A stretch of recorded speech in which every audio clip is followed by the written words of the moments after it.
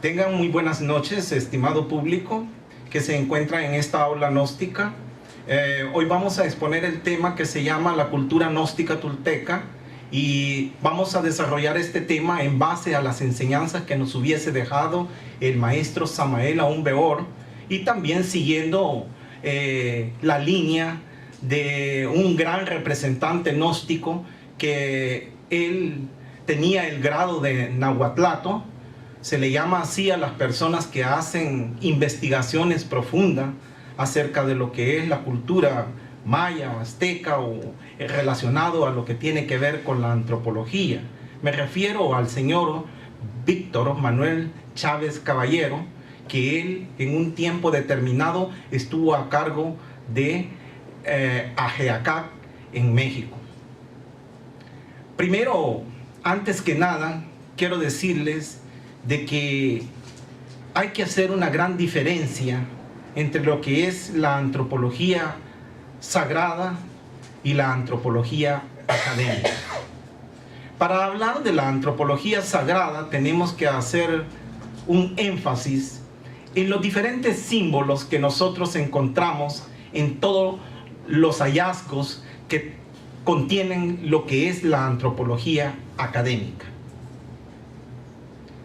La gran diferencia entre la antropología académica es que nosotros, como gnósticos, tomamos en cuenta esta antropología, pero lo que es la antropología académica no nos toma en cuenta a nosotros dentro de lo que son la interpretación simbólica de tales hallazgos.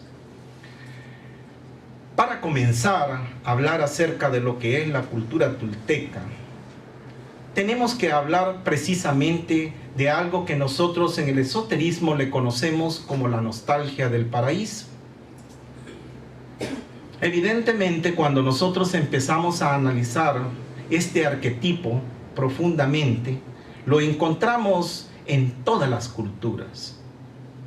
Si nosotros analizamos precisamente la Biblia, ahí vamos a encontrar que existe el Edén como algo que encierra un paisaje fundamental para llegar a establecer algo que nosotros hemos perdido a través de la historicidad. En los griegos también se hablaba de algo que nosotros le conocemos como la Hélade, mística. Y así no podemos también pasar desapercibido que dentro de la cultura tolteca se habló acerca de una ciudad maravillosa, una ciudad que poseía pájaros que tenían cabezas coloradas y amarillas, dice la tradición. Habla también de que habían árboles frutales de todo tipo, a tal grado que la llegaron a reconocer a esta ciudad como la ciudad del cristal. El maestro Samael la menciona bajo el nombre de Aztlán, Abayones, pero el nombre más antiguo que posee se le llama Tula. En otros textos antiguos le reconocen bajo el nombre de Patulá, y se supone que este nombre final ha sido el título que debió haber tenido América en un principio. Patulá es el nombre más antiguo de América. Haciendo alusión a esta ciudad maravillosa, Miguel Ángel Asturias dijo: la flor del maíz nunca fue más bella que la ciudad antigua de estos reinos. El cuco de los sueños bailando este cuento. Y vamos empezando esta historia a desarrollarla profundamente cuando nosotros empezamos a meditar en esa nostalgia paradisíaca y descubrimos algo que también Nietzsche escribió en el Anticristo una vez y dijo: ni por mar ni por tierra encontraremos el camino que sigue la Hiperbórea. ¿Qué es lo que significa esto cuando Nietzsche habla en estos términos en el libro del Anticristo? Se refiere precisamente a rescatar el paraíso que se perdió. Y a eso es lo que nosotros esotéricamente le llamamos la nostalgia del paraíso. Es la misma Tuli, es la misma Hélade mística de la que nos hablaron los griegos. Y esta ha tenido a través del desarrollo del tiempo un mensaje, un conocimiento trascendental bajo el que se ha venido desenvolviendo en su historicidad. Tanto es así que de los pocos libros que se rescatan, como lo es el Popol Vuh, se habla de los primeros mitos principales en los cuales se encuentra cómo los dioses crearon el mundo, la tierra. Y ahí se habla en ese libro de que dice que se ha escrito esta enseñanza ya en letras castellanas, hablando en relación a lo que era la cultura de los magueyes, la cultura del pueblo quiché. Y hace una alusión a dos grandes dioses antiguos que existían, que se llamaban Ixpiaco y Xmucane. Estos dioses antiguos se encargaron de relatarle a los hombres estas tradiciones, estas enseñanzas que venían a dejar en el fondo un simbolismo maravilloso que encierra el desarrollo fundamental para nuestras vidas. Ixpiaco quiere decir 2 veces abuelo, Xmucane 2 veces partera, y a ellos se les había encomendado la misión de contar cómo se empezó a desarrollar la maravilla de la creación. Y se cuenta que se encontraba en el cielo el creador formador, aquel gran arquitecto, Hunrakan, decía la tradición, y este hizo bajar una cinta maravillosa, una cinta de medir, que cuando venía en descenso empezó a escuadrear la tierra, dice la tradición. Empezó a medir los cielos, empezó a medir la tierra y le dio una forma cuadrada. Y en esa forma cuadrada, que partía de un centro primordial, que traducido dentro de lo que son las grandes escuelas místicas, este centro primordial viene a encerrar lo que nosotros le conocemos como el axis mundi, o sea, el eje principal de donde se mueve absolutamente todo. Y los mayas veían en ese eje que habían dioses que bajaban y dioses que subían. Y la maravilla de esto comienza porque cuando empieza a desarrollarse esta creación, lo único que se llega a ver es que establecen un cielo y establecen una tierra, que le llamaban ellos en maya, y de esto parte una formación cuadrada, de lo cual vino la concepción del concepto piramidal del cosmos.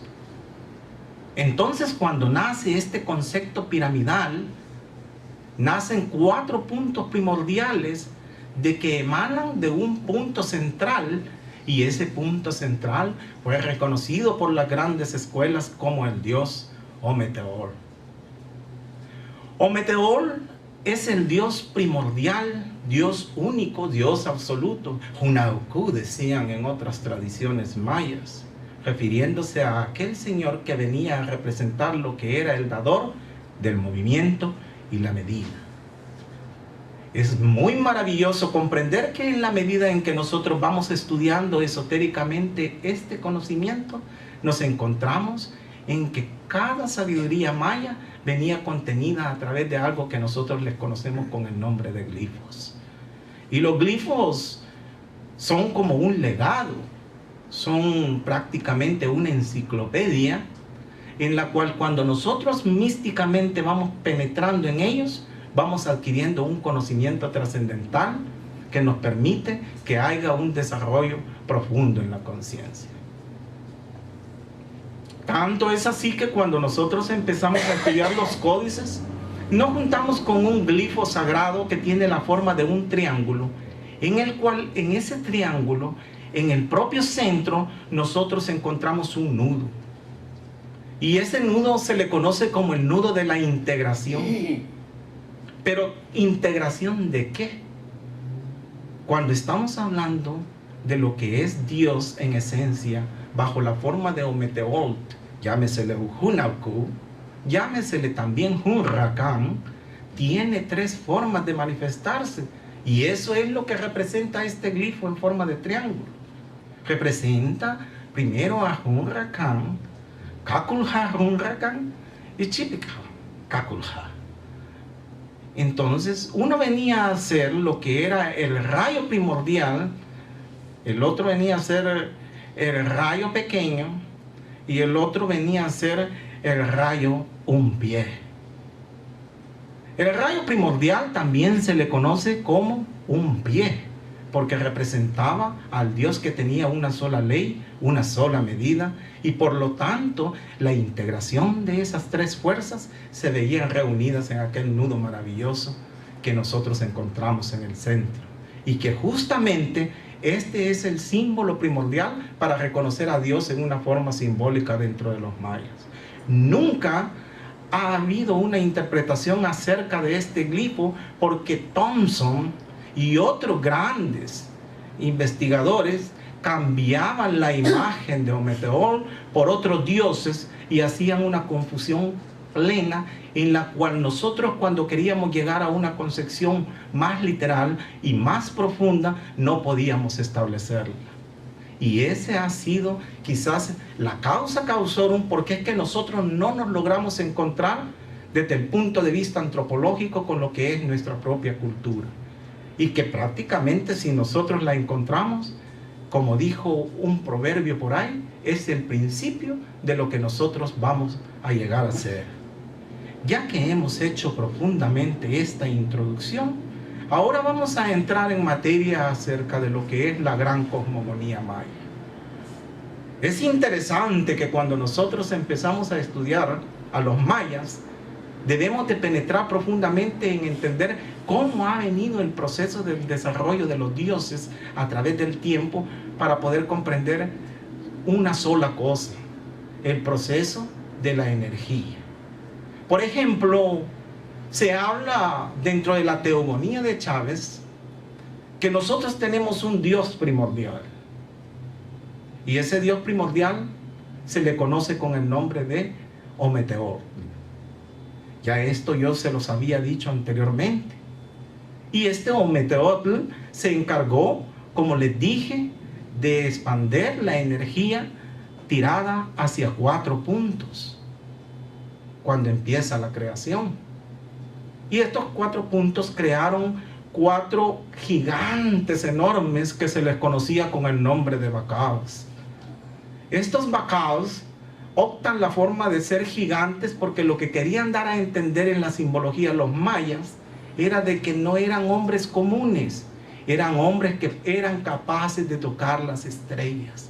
Eso quiere decir el simbolismo de los gigantes. Tanto era su poder que tenían la capacidad de sostener el cielo. El maestro Samael, dentro de lo que es el gran conocimiento gnóstico, nos habla acerca de estas formas energéticas bajo el nombre de cosmocratores. En el libro de Mirando al Misterio, enfoca que hay 4 ángeles primordiales que se disparan hacia los 4 puntos cardinales. Y estos 4 ángeles vienen a ser el simbolismo cristiano de los 4 Bacaos. Y estos 4 ángeles son Michael, Rafael, Uriel y Gabriel. Entonces, cuando nosotros empezamos a entender este sincretismo, nos encontramos de que son fuerzas cósmicas que son fundamentales para el proceso de la creación. Lógicamente que cuando esto se realizó porque en el centro radicaba una fuerza primordial de Dios, que esa fuerza primordial de Dios se le conoce con el nombre de Logos.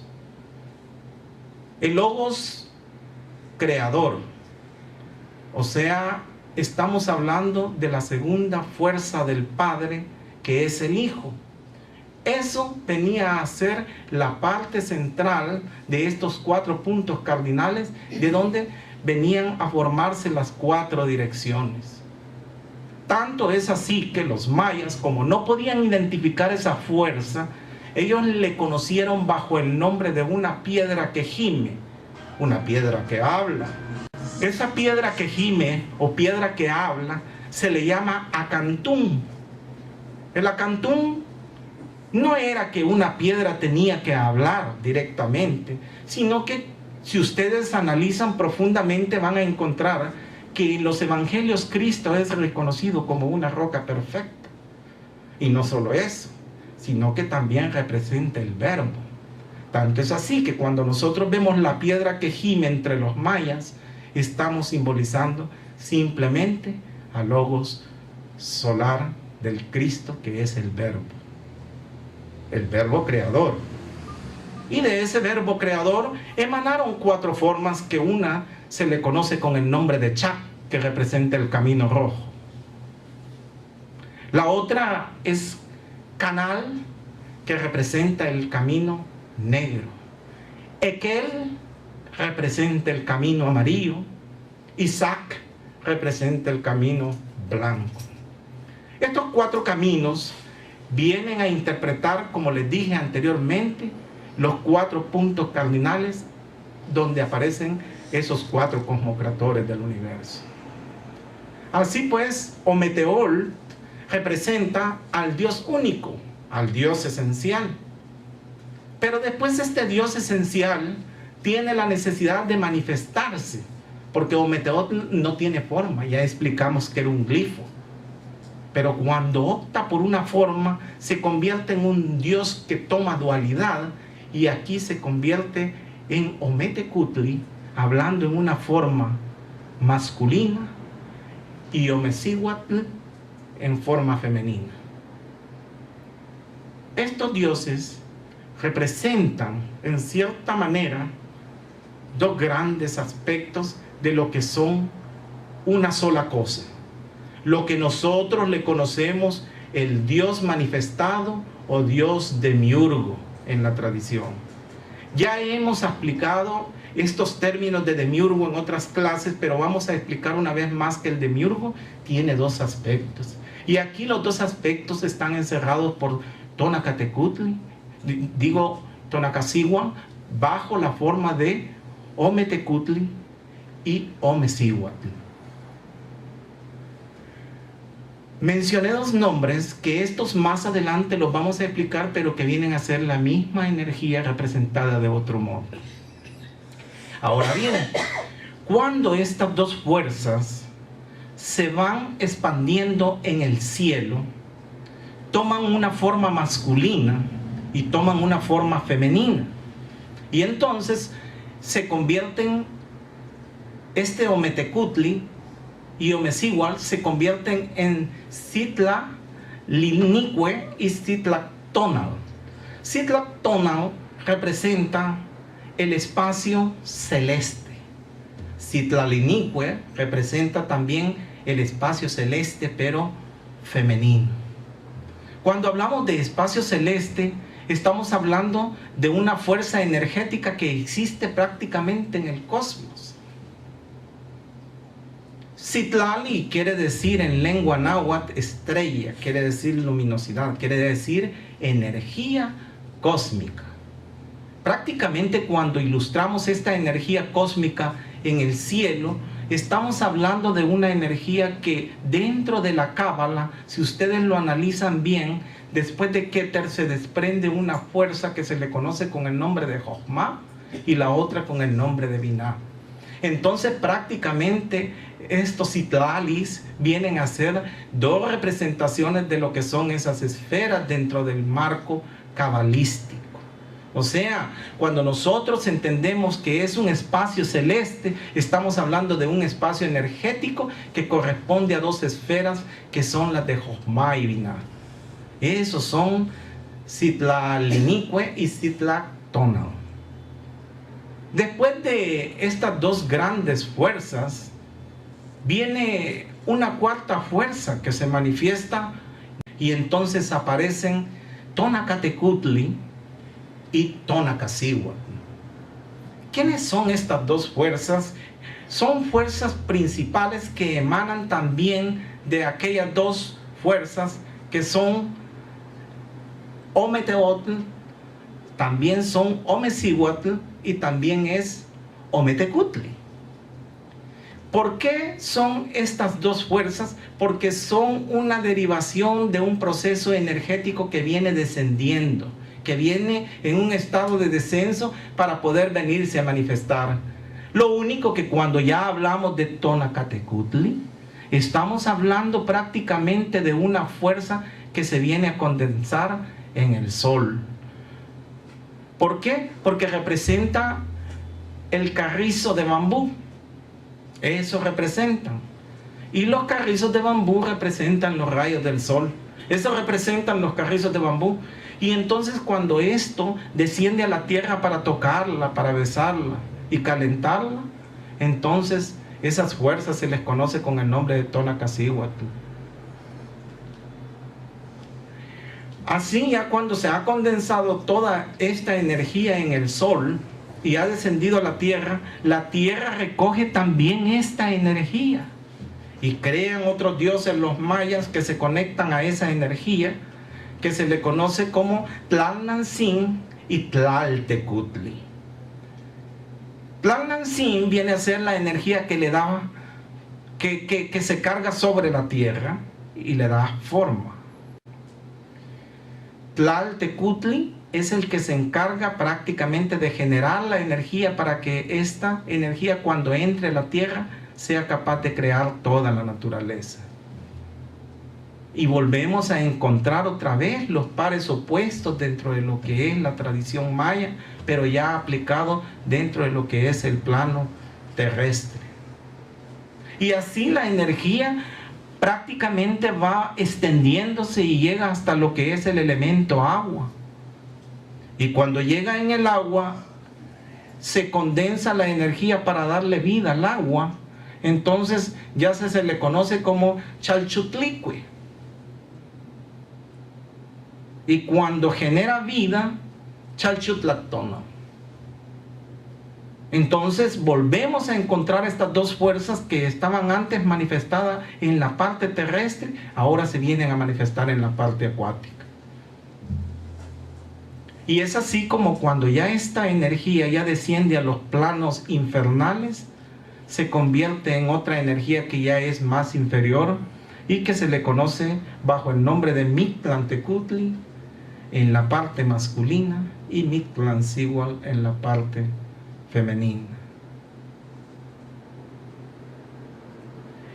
Es evidente de que en la medida en que se ha venido dando todo este desarrollo, ha sido nada más un proceso energético que también nosotros lo explicamos a través de la creación, a veces hablando acerca de lo que es el mito gnóstico, a veces hablando de lo que es los principios cabalísticos. Todos estos conocimientos se conectan íntimamente a lo que es la gran sabiduría gnóstica. Pero bien, cuando nosotros hemos visto todo lo que es esta teogonía, también hubo otra representación importante, pero esa representación importante entre los mayas ya no estuvo relacionada a lo que era la formación de los dioses y su descenso desde el cielo a la tierra, sino que estuvo relacionada con lo que es el camino de la gran iniciación.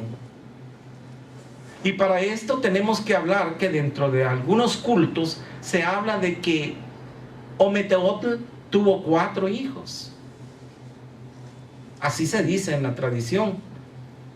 Muchos se los atribuyen a Omecihuatl y a Ometecutli. Otros se los atribuyen a Tonacacíhuatl o a Tonacatecutli. Pero ambos fueron los padres de estos 4 hijos. A estos 4 hijos se les conoce con el nombre de Tezcatlipocas. Lo que pasa es que ese título es un título sagrado. Traducido quiere decir espejo humeante.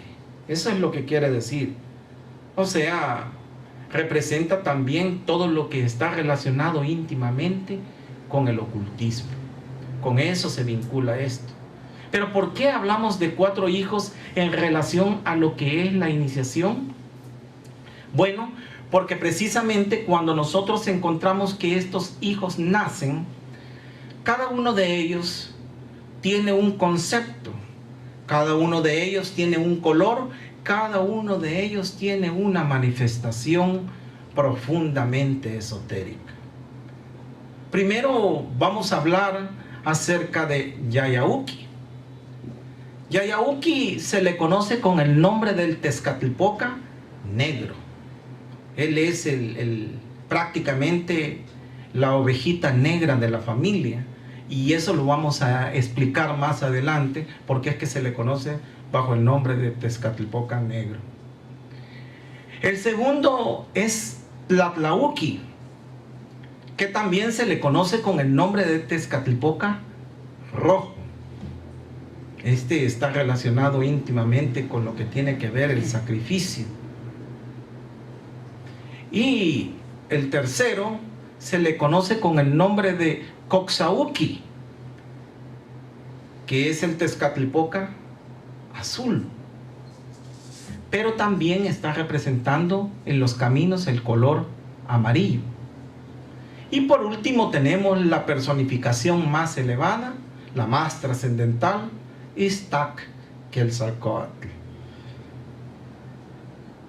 que representa prácticamente dentro de los caminos o dentro de los colores el color blanco. Cuando analizamos profundamente estos 4 hijos que tuvo Meteotl, descubrimos que cada uno tiene una funcionalidad especial en el proceso del desarrollo de la conciencia. Por ejemplo, Yayauqui viene a representar la memoria del hombre. Y en la memoria nosotros tenemos almacenado todo lo que constituye nuestros agregados psicológicos. Eso es lo que nosotros tenemos adentro cuando hablamos de un Tezcatlipoca negro. A este le sigue Iztaccalcoatl, que viene a representar la serpiente prácticamente de los mágicos poderes, dice el maestro Samael.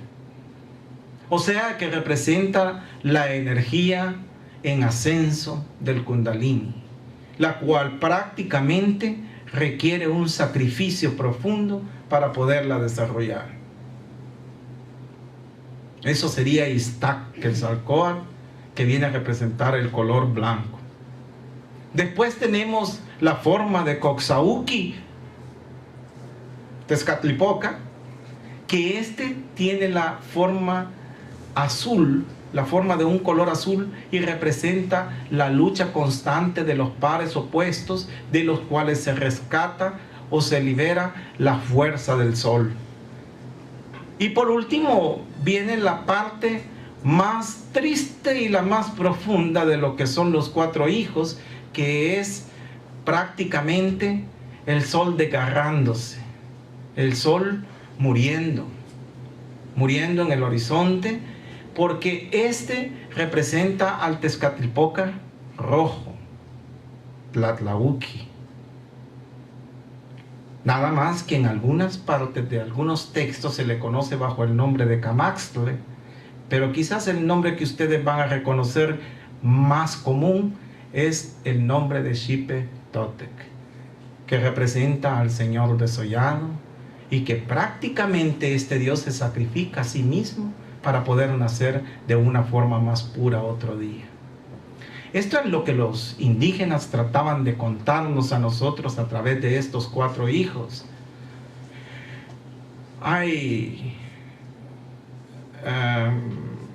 un gran representante de lo que es la tradición mítica, de lo que es la tragedia.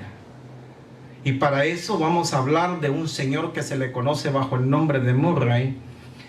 Este Gilberto Murray tenía una característica primordial, que él estableció 4 aspectos fundamentales para hablar de lo que es el proceso que sigue la tragedia en su desarrollo. Y resulta de que la tragedia tiene 4 aspectos que la rigen. Y esto no es casualidad. El primer aspecto que nosotros encontramos cuando hablamos de Murray es un aspecto que se le conoce en latín como agon. Y esta palabra lo que significa es lucha. Y resulta que él dice de que en ese proceso de la tragedia, el personaje tiene que venir cargando con algo que se le conoce como ego. Y tiene que establecer una lucha constante con esa fuerza. Cuando empieza a realizar esa lucha, aparece el segundo aspecto primordial que se le conoce con el nombre de patos. La palabra patos significa pasión. Es una pasión que sugiere un sufrimiento primordial como base fundamental para poder resucitar algo que se necesita. Después pasamos al tercer proceso que se le conoce con el nombre de trenos, que a eso traducido en latín se le conoce con el nombre de lamentación. Lamentabilis, dicen en latín. Por cierto que hay unos trenos que los ocupan en la iglesia para leerlos y están relacionados con el libro de Jeremías. Pues ahí, en esa lamentación, se trata de buscar más que todo, de apresurar el proceso del recorrido, de la tragedia, para que llegue a su última etapa final, que es la teofanía. ¿Qué es la teofanía? La teofanía es el nacimiento del héroe. Es el nacimiento puro del héroe después de todo el proceso de la tragedia. Y miren qué relación más profunda que encontramos cuando vemos que todo este proceso iniciático que transcurre en la idea de Gilberto Murray es la misma idea que los mayas habían trazado con sus 4 hijos, pero de una manera simbólica. Por eso es que nosotros vemos que el Tezcatlipoca Negro, cuando él emprende su camino, lo emprende con la memoria y el ego, pero cuando llega a Ixtac, que el Saljoa tiene que hacer un sacrificio que tiene que ver con el sufrimiento. Y prácticamente cuando empieza el recorrido del sol, aparecen las lamentaciones, porque se trata de destruir todo lo que es negativo y se prepara para poder llegar a ser la muerte del sol en su último contenido bajo la forma de Camaxtla. Es interesante que Murray ni siquiera tiene idea de lo que significa tampoco lo que es la cultura maya, y ni los mayas conocieron a Murray. Pero es evidente de que debido a las leyes de los arquetipos nos encontramos con algo que está íntimamente relacionado con este conocimiento trascendental. ¿A dónde conduce todo este proceso iniciático cuando hablamos de estos 4 hijos o de estos 4 Tezcatlipocas? Pues conduce a la formación de un hombre arquetipo. Y este hombre arquetipo, el maestro Samael le conoce como Cristo, Cristo interno. Así le conoce él bajo ese nombre. Y este Cristo interno también los mayas lo tenían. Esa es la gran sorpresa de hoy, que nos encontramos bajo una forma que también Thompson sin querer la degeneró. Thompson era un americano que investigó mucho acerca de lo que es la cultura maya, proveyó bastante información, pero cometió muchos errores. Tal es el caso de que él confundió a Hunrakan con Ipsana. Y Ipsana es un dios que representa al Cristo cósmico. Y ahorita vamos a explicar por qué precisamente se relaciona con el Cristo cósmico. Porque cuando nosotros empezamos a analizar aquella iconoclasia contenida dentro de lo que son los grandes misterios de los mayas, vemos evidentemente que este Dios maneja una pechera que tiene forma de caracol. Se le llama Eje Kaila Kotzkal. Y eso quiere decir como una joya preciosa de caracol. O sea, esta joya para lo que servía era para producir un sonido grandioso. Y ese sonido representa el verbo, representa la palabra. Basta nomás recordar cuando Juan en 1:1 dice: en el principio el verbo era Dios y el verbo era con Dios, refiriéndose al Cristo en un sentido puro. Entonces, esta pechera lo que significa prácticamente es la manifestación del Cristo como verbo. Maneja también unos ojos cuadrados de los cuales se desprenden unos espirales, que estos espirales simplemente representan cómo la energía empieza a crear. Y para esto vamos a tener que valernos de los cabalistas, porque los cabalistas dicen de que cuando la creación comienza, inmediatamente empieza una energía a revolverse en forma de espiral. Y esa energía se le conoce en Cábala bajo el nombre de Rashid Ha-Galgalim. O sea, la energía que se revuelve. Y esa energía es la energía cristónica que viene dando paso a toda la creación. Y sus ojos son cuadrados, porque precisamente lo que trata de explicar la tradición es que el cuadrado lo que busca es la creación también física. Eso representa.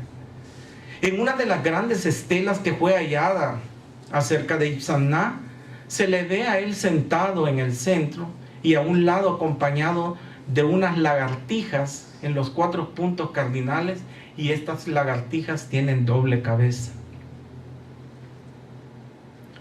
Thompson dijo de que esas eran lagartijas y que por lo tanto el título de Itzamna quería decir casa de lagartijas. Nosotros lo que entendemos dentro del gran esoterismo es que lo que representa Itzamna es la casa del dragón. Lo que pasa es que la incomprensión de Thompson era porque él no podía hallar el arquetipo primordial para poder comparar el origen de la palabra con el símbolo manifestado. Entonces, por eso, cuando los indígenas le señalaban las lagartijas, él creía que eran lagartijas, pero no, eran algo parecido a las lagartijas que venían a ser los dragones. Se supone que todas las personas que se autorrealizan son 2 veces renacidas. Por eso tienen doble cabeza estas lagartijas, porque representan el doble nacimiento, el nacimiento físico y el nacimiento espiritual. Y por otro lado, al ser dragones de sabiduría, es que han encarnado prácticamente al Cristo particular.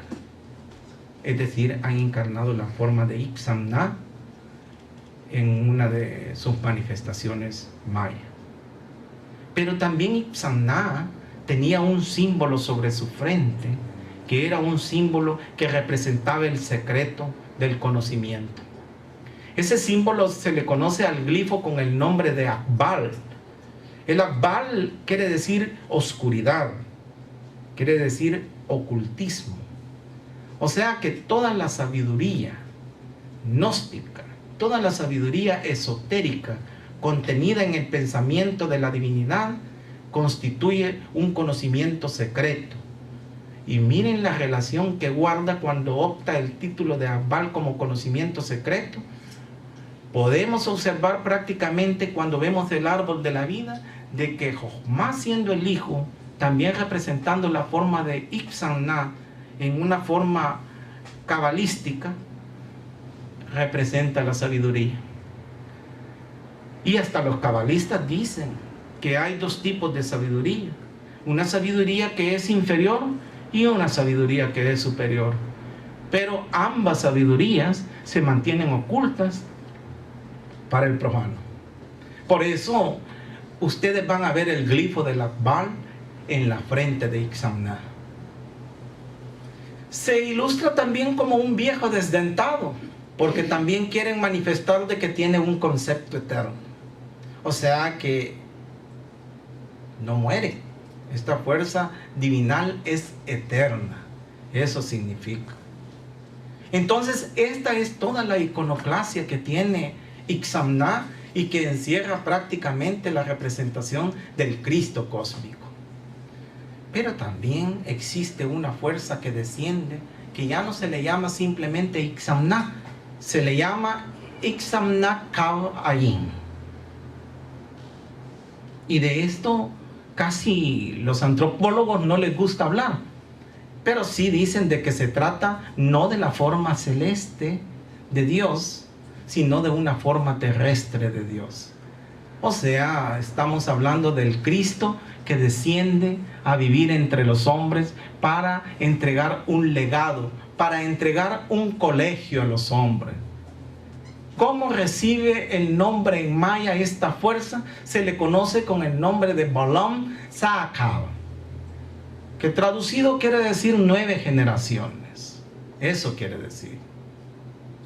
Entonces, cuando nosotros hablamos de esta fuerza primordial, lo que nos indica en el fondo es un colegio primordial, un colegio de una enseñanza que viene grabada a través de lo que es la iconoclasia. Si ustedes estudian profundamente a Bolam Saakal, van a encontrar de que él tiene una serpiente que nada más es un pie el que posee. Y esto fue lo que confundió también a los antropólogos, porque lo trataron de comparar a Bolam Saakal con Ometeotl o también con Huracán. Y le adjudicaron nombres parecidos, pero no, este representa la fuerza crística terrestre. Y por eso tiene esa serpiente que se le conoce con el nombre de Osh-Shan, que es una serpiente que es barbada, dice la tradición, y emana del mundo del Mictlán. Esto lo que significa es que esa energía es la energía que asciende desde las partes instintivas y va recorriendo todo el camino hasta llegar a lo que es la parte celeste. Y por eso es que este Blom, cuando llega la energía, ya se transforma después en un dios que es el dios Ixamna. Y lo curioso es que cuando llegamos a la cabeza de él, que es donde se encuentra todo el conocimiento, encontramos un hacha que golpea un disco de obsidiana.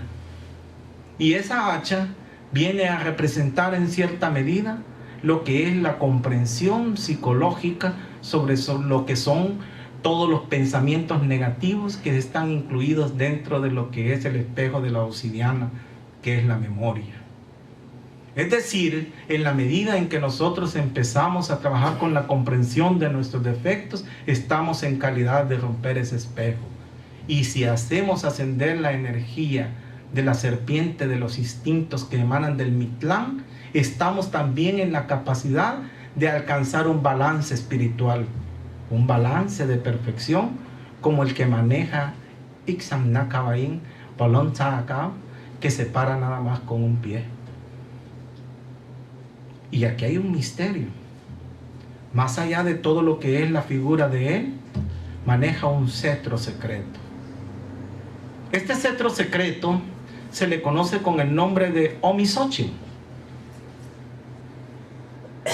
La palabra Omisochen en español se traduce como nardo. Y ese cetro, eso significa. Quiere decir flor de hueso. Lo que sucede es que cuando una persona se autorrealizaba dentro de los grandes misterios mayas, se le era entregado un bastón que representaba el hueso fémur, y ese hueso fémur, en la cúspide le labraban una flor que era la flor del nardo. ¿Qué era lo que simbolizaba el Omisochen? Representaba, por un lado, el hueso representaba la muerte y la flor representaba la vida. O sea que había que morir para nacer. Y a eso se le conoce como el misterio de la salida del tiempo. No vamos a explicar aquí profundamente en lo que consiste el misterio de la salida del tiempo, porque sería vasta conferencia para hablar acerca de esto. Simplemente vamos a decir que el maestro Samael nos ha hablado también profundamente acerca de lo que simboliza el nacimiento y la muerte, como los factores fundamentales para alcanzar esa característica que tenía Bolam Saakal.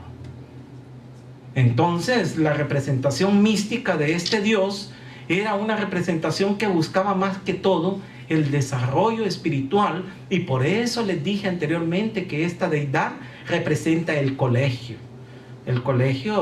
gnóstico prácticamente, para desarrollarse internamente. Así pues, tenemos dos formas de manifestarse de Itzamná, una que es celeste, una que es terrestre. Pero también tuvo una atribución en la agricultura este Dios, porque esa serpiente representaba el rayo que descendía y que prácticamente partía la tierra con el hacha. Y cuando partía la tierra con el hacha, lo que le daba cabida era la germinación del maíz. Y acuérdense de que el grano del maíz representa la esencia primordial de cada uno de nosotros. Y ese grano es el grano que todos portamos y que en un determinado tiempo, cuando nosotros estamos trabajando duramente y maduramos, se convierte en un sol. Es decir, se cristifica, llega a ser un habitante de la casa de Itzamná, un habitante de la casa de los dragones, de los grandes chanes. Hay dentro de las tradiciones indígenas hombres que alcanzaran esos grados espirituales. Tal es el caso de la tradición que nos cuentan acerca de Balum Botán. Cuando nosotros hablamos de Balum Botán, inmediatamente nosotros nos identificamos con la tumba de Pakal. Pero prácticamente hubo dinastía de botanes, hubo dinastía de iniciados. Balum Botán era un título que adquirían todos los que habían alcanzado la alta iniciación de los Ixáes. La palabra Ixáes quiere decir como brujos de agua, brujos que están conectados con las aguas primordiales de vida y que prácticamente al saberlas manejar han adquirido el poder de la visión. Por eso se les conoce con el nombre de Ixáes. Entonces, y de ahí viene la palabra también Itzamná. Entonces, cuando nosotros entendemos todo esto, Balum Botán se habla de que era un dios negro, un dios alto, que había venido pues prácticamente de las Antillas. Esto es lo que cuentan los últimos códices. A tal grado que ese códice creo que se perdió, pero todavía hay gente que lo tiene en la memoria y lo cuenta. Y cuando vino les enseñó la medicina a los hombres. Les enseñó todo lo que era el trabajo espiritual. Les enseñó las cosechas. Y hizo milagros, dice la tradición. Entonces Balum Botán, cuando murió, este gigante negro, fue honrado dentro de las grandes tradiciones y se le consideraba el maestro de los ceibos. Por eso siempre a la entrada de los pueblos, cuando ustedes visitan pueblos que son bastante antiguos, van a ver que a la entrada siempre ponían un ceibo, porque ese ceibo representaba al guardián del pueblo. Y ese guardián del pueblo resultaba ser nada más ni nada menos que la figura de Balum Botán. Y entonces esta figura de Balum Botán fue tan poderosísima que se transformó en el ceibo. Y la ceiba es sagrada dentro de los mayas. Pero en este caso, cuando la encuentran ustedes en los 4 puntos cardinales o en la entrada de los pueblos, significa que es el guardián que protege a los pueblos. O sea, significa que todos los pueblos están defendidos bajo la sombra de Botán, bajo la sombra de aquel dios negro. Así pues, cuando nosotros vemos todo esto, lo único que descubrimos es que Botán fue un iniciado que tomó cuerpo físico. Eso es lo que representa este hombre autorrealizado. Tanto es así que cuando ustedes visitan las pirámides de Cozumel, ahí van a encontrar una pirámide que está consagrado a él y tiene una mano abierta, que a ese símbolo se le conoce con el nombre del Kabul. Y este Kabul, lo que significa es, dentro de nuestras escuelas esotéricas, representa la taumaturgia. La taumaturgia es un colegiado dentro de las grandes escuelas gnósticas. es la capacidad del hombre para poder realizar milagros con la mano. Por eso ustedes ven que cuando esa mano está abierta, lo que están diciendo es que Balún Botán tenía el grado de taumaturgo. Eso representa. El maestro Samael nos hace una alusión acerca de estos hombres autorrealizados, no más que él nos habla de los indígenas que portaban una garra y en esa garra venía una llama contenida en el centro. Esa llama contenida en el centro representa la manifestación del ser dentro del hombre. Y eso era lo que simbolizaba también Botán, la manifestación del ser dentro del hombre. Pero no más que él había hecho tantos milagros que hasta se cuenta que había resucitado muertos como el Cristo. Esto es lo que cuentan las tradiciones orales y también los contenidos históricos que nosotros rescatamos de las grandes pirámides. Cuando nosotros empezamos a analizar esto, comprendemos de que dentro de los mayas siempre se manejó un contenido primordial para poder interpretar lo que era a los grandes sacerdotes. Todos los sacerdotes místicos que alcanzaban el grado de botanes o el grado de ipsannaes tenían que usar una capa, y esta capa era la capa del jaguar, porque la capa del jaguar, cuando la adquirían, significaban que ellos habían adquirido la visión esotérica, que habían adquirido la intuición primordial. ¿Por qué? Porque esa capa del jaguar representa el cielo tachonado de estrellas. Y en ese cielo tachonado de estrellas, los sacerdotes lo único que veían era el destino de los hombres. Entonces prácticamente cuando empezaban ellos a sacar toda esa interpretación del destino, eran unos visionarios. Y entonces cuando los veían hacer eso, recibían el título de Balán o Blam, que traducido quiere decir como brujo. Pero realmente no eran brujos, sino sacerdotes que podían ver el futuro a través del cielo tachonado de estrellas. Y eso representa, cuando ustedes miren en los dinteles a los sacerdotes portando sus capas de jaguar, ahora ya saben el contenido que tiene.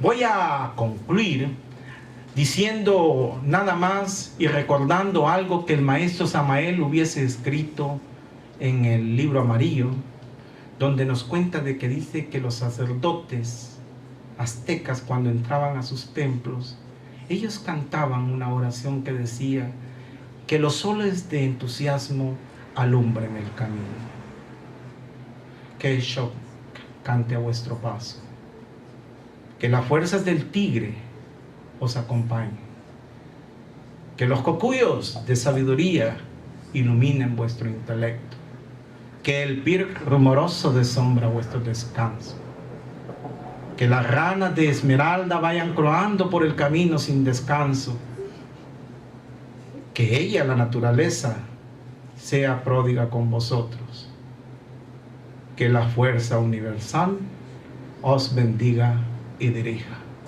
Y en la medida en que ellos recitaban esta oración, los hombres iban tomando unas formas de tigres. Voy a concluir hasta aquí mi conferencia, esperando de que hayan entendido un poquito acerca de lo que es todo lo que constituye nuestra gran sabiduría de los nahuas, nuestra gran sabiduría de los grandes toltecas. Y vamos a seguir explicando en una segunda conferencia otros aspectos que nos falta que abarcar en relación a los 4 hijos de Ometeotl, para ampliar acerca de este conocimiento. Y también quiero decirles de que en la medida en que ustedes vayan escuchando todos estos términos, lo que necesitan es ponerles mucha atención y familiarizarse con ellos, para que en la medida en que vayan encontrándose con ellos, vayan descubriendo todo lo que ustedes necesitan saber. Voy a dejar aquí mis palabras, esperando que hayan entendido todo lo que nosotros explicamos esta noche. Y si tienen alguna pregunta y les puedo ayudar, pues con todo gusto lo haré. Cuando hablabas de los 4 Tezcatlipocas, ¿también está relacionado con los 4 Balams dentro de la cultura maya? Acerca de los 4 Balams, es una concepción cósmica de los cosmocratores, pero los 4 Tezcatlipocas, ellos están conectados con la iniciación del hombre, más que todo. Son dioses que vienen a explicar el desarrollo de la conciencia del hombre. Pero los Bacaos son cosmocratores del universo. Por eso es que ustedes los van a ver que los Bacaos primero se convierten en gigantes, después se transforman en abejas. ¿Por qué se transforman en abejas? Pues se transforman en abejas porque prácticamente representan las abejas las lágrimas del sol. ¿Qué quiere decir esto? Si tienen alas estos personajes, lo que quiere decir es que eran personajes que mediaban entre los hombres y los dioses. O sea, eran seres angelicales. Después tomaron la forma de dioses de milpa y entonces aquí ya colaboraron como elementales para lo que fue el cultivo y las cosechas. Entonces han venido descendiendo en la medida del ciclo, digamos, de la cultura, para poder venir explicando cómo estas energías han venido descendiendo para dar orígenes a diferentes estilos de creación. Pero hay diferencia entre los Bacaos en relación a los Tezcatlipocas. Hablar de la cultura tolteca es hablar de los mayas y separarlos de los aztecas, o son lo mismo. La cultura tolteca tiene una diferencia entre la cultura azteca, y la única diferencia que hay fue que la cultura tolteca nunca hizo sacrificios humanos, y la cultura azteca en su última decadencia del imperio sí incluyeron el sacrificio humano. Eso es lo que ha diferenciado prácticamente la cultura maya de la azteca. Por eso es que ustedes van a ver, y si ustedes quieren leer el Códice Florentino, van a ver que el Tzalcóatl, cuando hace las ofrendas, lo que le ofrece son huesitos de pajarito, plumas de aves, pero nunca se ve que él haga un ofrecimiento de un cuerpo humano. Entonces ahí es donde se puede describir prácticamente las ideas del Códice Florentino. ¿Qué relación había entre el Tula y la lejana Thule que hablan los...? Maravilloso. Dije que cuando nosotros hablamos de lo que es la nostalgia del paraíso, se trata de hacer retornar la conciencia a lo que antes fue. Realmente la Tula es la misma lejana Thule, pero en un sentido primordial y único y simbólico. No existen estos pueblos, no existen estas ciudades. Lo único que existe es que cuando se condensa todo esto, se sumerge en un sueño que es la conciencia. Y de ahí emanan 2 grandes fuerzas primordiales, que una se le conoce con el nombre de Tonali y a la otra se le conoce con el nombre de Yoali. Una tiene una manifestación oscura y profunda, y la otra tiene una manifestación clara y divina.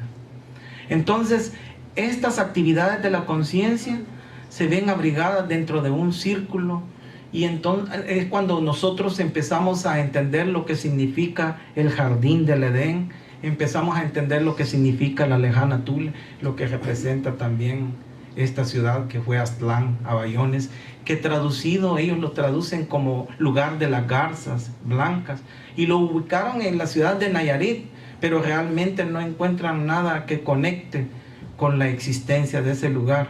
Así que prácticamente pues esto ha quedado en una cosa de que parece más una relación mítica como la de Lagarta. Así queda esto, pero que en el fondo lo que representa nada más es la conciencia en su funcionalidad. Ok, vamos a dejar entonces esta conferencia hasta aquí. Y no me resta más que decirles que tengan muy buenas noches, y también un saludo muy bueno que va aquí para todas las gentes que están escuchando estas conferencias en el internet. Hasta la vista. Que Dios me los bendiga.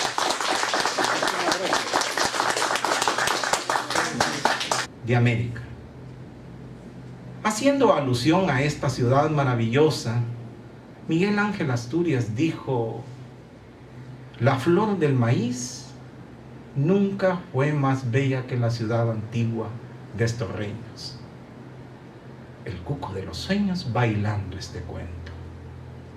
Y vamos empezando esta historia a desarrollarla profundamente cuando nosotros empezamos a meditar en esa nostalgia paradisíaca. y descubrimos algo que también Nietzsche escribió en El Anticristo una vez y dijo: ni por mar ni por tierra encontraremos el camino que sigue la Hiperbórea. ¿Qué es lo que significa esto cuando Nietzsche habla en estos términos en el libro del Anticristo? Se refiere precisamente a rescatar el paraíso que se perdió, y a eso es lo que nosotros esotéricamente le llamamos la nostalgia del paraíso. Es la misma Tuli, es la misma Hélade mística de la que nos hablaron los griegos, llegar a establecer algo que nosotros hemos perdido a través de la historicidad. En los griegos también se hablaba de algo que nosotros le conocemos como la Hélade mística. Y así no podemos también pasar desapercibido que dentro de la cultura tolteca se habló acerca de una ciudad maravillosa, una ciudad que poseía pájaros que tenían cabezas coloradas y amarillas, dice la tradición. Habla también de que habían árboles frutales de todo tipo, a tal grado que la llegaron a reconocer a esta ciudad como la ciudad del cristal. El maestro Samael la menciona bajo el nombre de Aztlán, Abayones, pero el nombre más antiguo que posee se le llama Tula. En otros textos antiguos le reconocen bajo el nombre de Patulá, y se supone que este nombre final ha sido el título que debió haber tenido América en un principio. Patulá es el nombre más antiguo. Tenemos que hacer un énfasis en los diferentes símbolos que nosotros encontramos en todos los hallazgos que contienen lo que es la antropología académica. La gran diferencia entre la antropología académica es que nosotros, como gnósticos, tomamos en cuenta esta antropología, pero lo que es la antropología académica no nos toma en cuenta a nosotros dentro de lo que son la interpretación simbólica de tales hallazgos. Para comenzar a hablar acerca de lo que es la cultura tolteca, tenemos que hablar precisamente de algo que nosotros en el esoterismo le conocemos como la nostalgia del paraíso. Evidentemente, cuando nosotros empezamos a analizar este arquetipo profundamente, lo encontramos en todas las culturas. Si nosotros analizamos precisamente la Biblia, ahí vamos a encontrar que existe el Edén como algo que encierra un paisaje fundamental para Dios. Y esta ha tenido a través del desarrollo del tiempo un mensaje, un conocimiento trascendental bajo el que se ha venido desenvolviendo en su historicidad. Tanto es así que de los pocos libros que se rescatan, como lo es el Popol Vuh, se habla de los primeros mitos principales en los cuales se encuentra cómo los dioses crearon el mundo, la tierra. Y ahí se habla en ese libro de que dice que se ha escrito esta enseñanza ya en letras castellanas, hablando en relación a lo que era la cultura de los magueyes, la cultura del pueblo quiché. Y hace una alusión a dos grandes dioses antiguos que existían, que se llamaban Ixpiacoc y Xmucane. Estos dioses antiguos se encargaron de relatarle a los hombres estas tradiciones, estas enseñanzas. Tengan muy buenas noches, estimado público que se encuentra en esta aula gnóstica. Hoy vamos a exponer el tema que se llama la cultura gnóstica tolteca y vamos a desarrollar este tema en base a las enseñanzas que nos hubiese dejado el maestro Samael Aún Weor, y también siguiendo la línea de un gran representante gnóstico que él tenía el grado de Nahuatlato. Se le llama así a las personas que hacen investigaciones profundas acerca de lo que es la cultura maya, azteca o relacionado a lo que tiene que ver con la antropología. Me refiero al señor Víctor Manuel Chávez Caballero, que él en un tiempo determinado estuvo a cargo de Ajeacac en México. Primero, antes que nada, quiero decirles de que hay que hacer una gran diferencia entre lo que es la antropología sagrada y la antropología académica. Para hablar de la antropología sagrada,